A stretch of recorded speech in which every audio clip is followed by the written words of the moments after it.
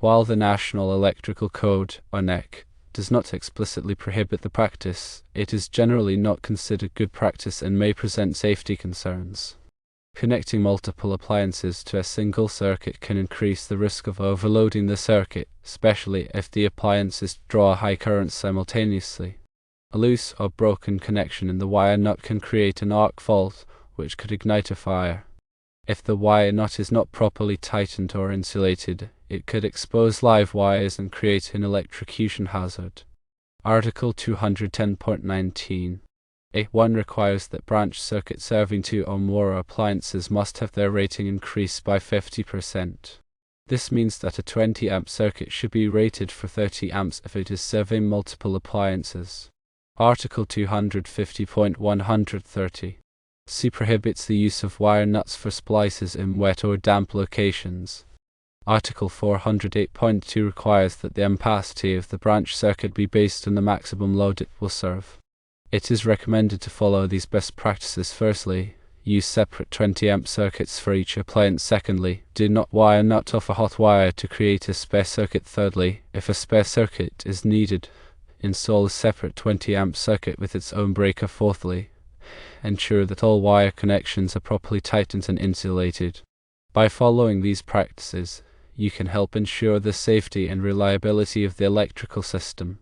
Overloading is a condition where a circuit is forced to carry more electrical current than it is designed to handle. Electrical circuits are designed with a specific amperage capacity determined by the gauge of the wires and the rating of the circuit breaker or fuse protecting the circuit.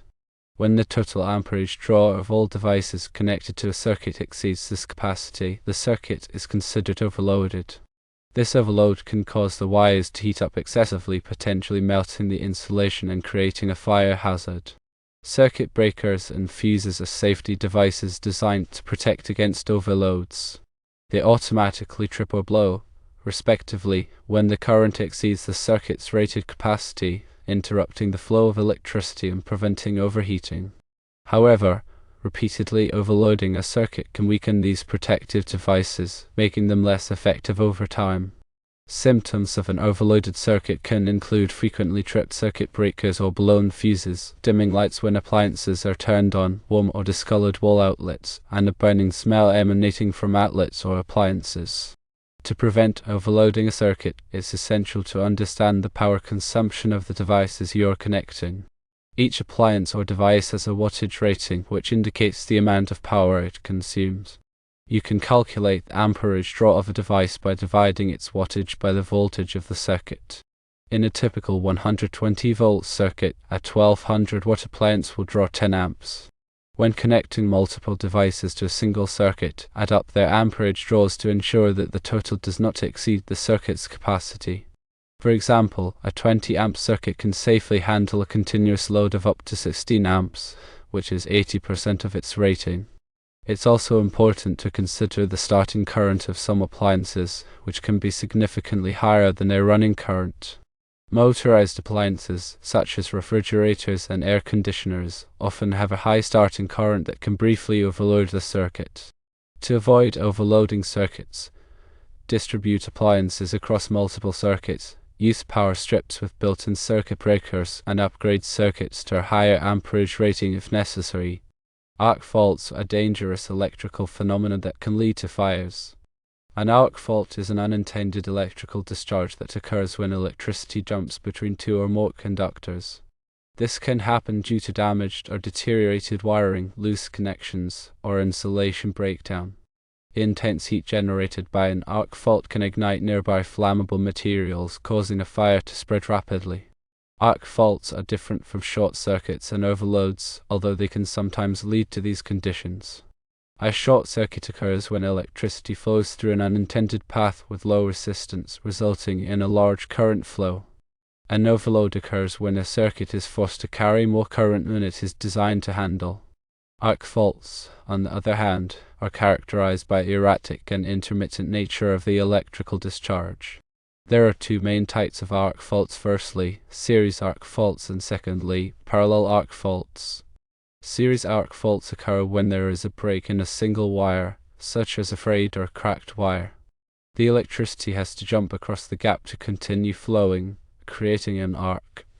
Parallel arc faults occur when electricity jumps between two separate conductors, such as two wires with damaged insulation that are close to each other. Arc fault circuit interrupters, or SIs, are designed to detect arc faults and quickly shut off the circuit to prevent a fire. SIs work by monitoring the electrical waveform for the telltale signs of an arc fault, such as erratic current fluctuations and high-frequency noise. When an arc fault is detected, the SI trips the circuit breaker within milliseconds, interrupting the flow of electricity before a fire can start.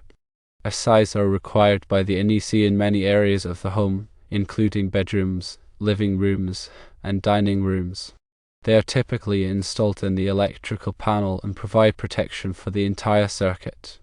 It's important to test SIs regularly to ensure that they are functioning properly. This can be done by pressing the test button on the SI, which should cause it to trip. If the SI does not trip when the test button is pressed, it should be replaced by a qualified electrician. In addition to SIs, there are other steps you can take to prevent arc faults. These include inspecting electrical wiring regularly for damage or deterioration, replacing damaged or frayed wires promptly, tightening loose connections and outlets and switches, and avoiding overloading circuits. Electrocution is a serious hazard that can result from contact with electricity. It occurs when electrical current passes through the body, disrupting normal bodily functions and potentially causing severe injury or death. The severity of an electrical shock depends on several factors, including the amount of current flowing through the body, the path of the current, the duration of the shock, and the individual's overall health. Even a small amount of current can be dangerous, especially if it passes through the heart or brain. Symptoms of electrical shock can range from mild tingling and muscle spasms to severe burns, cardiac arrest, and death. In mild cases, the person may experience temporary pain, numbness, and muscle weakness. In more severe cases, the person may suffer from burns, seizures, loss of consciousness, and respiratory arrest. Cardiac arrest, which is the sudden cessation of heart function, is a leading cause of death from electrocution. Electricity can disrupt the heart's electrical activity, causing it to beat erratically or stop altogether. There are several ways to prevent electrocution. These include avoiding contact with live wires, using properly insulated tools and equipment, and following safety precautions when working with electricity. Always assume that electrical wires are live and never touch them directly.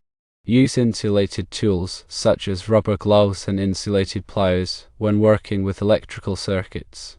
Make sure that electrical cords and plugs are in good condition and replace any that are damaged or frayed. Avoid using electrical appliances near water, as water can conduct electricity and increase the risk of shock. Ground fault circuit interrupters, or GFCIs, are designed to protect against electrocution. GFCIs work by monitoring the current flowing through a circuit and quickly shutting off the power if they detect a ground fault, which is a leakage of current to ground. GFCIs are required by the NEC in areas where there is a high risk of electrocution, such as bathrooms, kitchens, and outdoor locations. It's important to test GFCIs regularly to ensure that they are functioning properly. This can be done by pressing the test button on the GFCI, which should cause it to trip. If the GFCI does not trip when the test button is pressed, it should be replaced by a qualified electrician. Article 210.19. A1 of the NEC addresses the ampacity of branch circuit conductors and specifies requirements for circuits supplying specific types of loads. Specifically, it states that branch circuit conductors shall have an ampacity not less than the maximum load to be served. For branch circuits that supply continuous loads, the ampacity of the conductors shall be not less than 125% of the continuous load. A continuous load is defined as a load where the maximum current is expected to continue for 3 hours or more. This requirement is intended to prevent overheating of the conductors due to sustained current flow. For example, if a branch circuit is expected to supply a continuous load of 16 amps, the conductors must have an ampacity of at least 20 amps, which is 125% of 16 amps. This ensures that the conductors can safely carry the continuous load without overheating. Article 210.19. A1 also specifies requirements for branch circuits that supply specific types of loads, such as motor-operated appliances and equipment. For these types of loads, the ampacity of the conductors must be not less than the sum of the no-motor loads plus 125% of the full load current of the largest motor plus the sum of the full load currents of all other motors.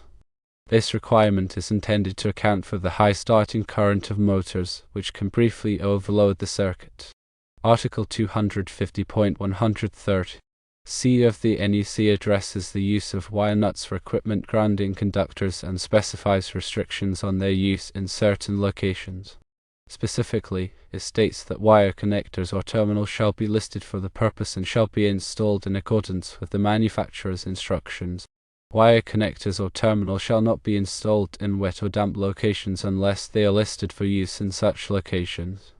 This requirement is intended to prevent corrosion and degradation of the wire connections in wet or damp environments, which can lead to grounding failures and electrical hazards. Wire nuts are commonly used to splice equipment grounding conductors, but they are not always suitable for use in wet or damp locations. In these locations, it is necessary to use wire connectors or terminals that are specifically listed for use in wet or damp environments. These connectors are typically made of corrosion-resistant materials and are designed to provide a watertight seal. Article 408.2 of the NEC addresses the rating and use of equipment. It requires that equipment shall be suitable for the available fault current at its terminals. Equipment shall be marked with its short-circuit current rating. Equipment intended to interrupt current at fault level shall have an interrupting rating sufficient for the nominal circuit voltage and the current that is available at the line terminals of the equipment. Equipment that is not intended to interrupt current at fault level shall have a short-circuit current rating sufficient for the available fault current at its line terminals. This requirement is intended to ensure that equipment is capable of safely withstanding the stresses imposed by fault currents. Fault currents are abnormally high currents that flow during short circuits or ground faults. These currents can generate significant heat and magnetic forces, which can damage or destroy equipment. The short circuit current rating of equipment is the maximum fault current that the equipment can safely withstand without being damaged. The interrupting rating of equipment is the maximum fault current that the equipment can safely interrupt. It is important to select equipment with a short-circuit current rating and interrupting rating that are sufficient for the available fault current at the equipment's terminals. The available fault current is the maximum fault current that can flow at a particular point in the electrical system. It is determined by the impedance of the electrical system and the voltage of the source. It is recommended to follow these best practices. Firstly, use separate 20 amp circuits for each appliance. Secondly, do not wire nut off a hot wire to create a spare circuit. Thirdly, if a spare circuit is needed, install a separate 20 amp circuit with its own breaker. Fourthly, ensure that all wire connections are properly tightened and insulated. By following these practices, you can help ensure the safety and reliability of the electrical system.